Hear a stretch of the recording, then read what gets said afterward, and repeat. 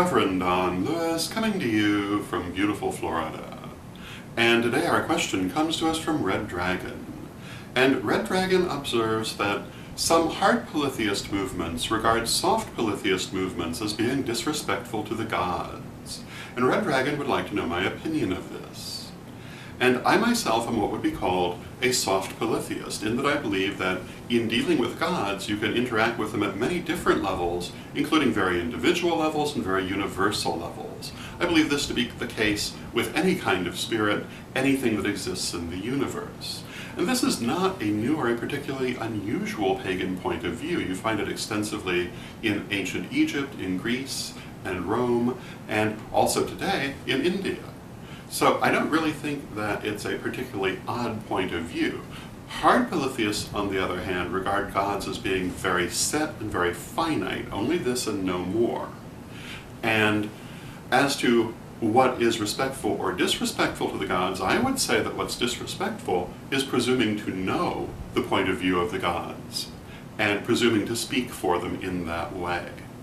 And I think that in order to judge how deity regards these points of view, you really have to look at the outcomes of them. Do people who take one point of view or the other have a better or a worse time?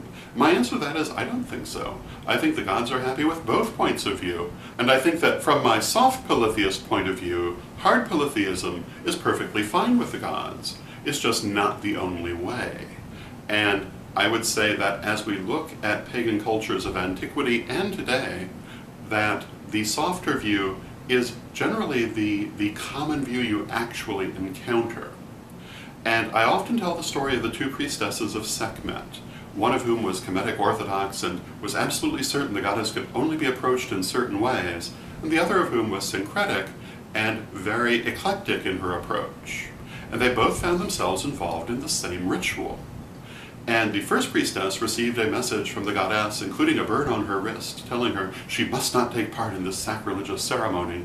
And the second priestess took part in the ceremony and had no problem. And if you ask which of these two was right, my answer is they both were.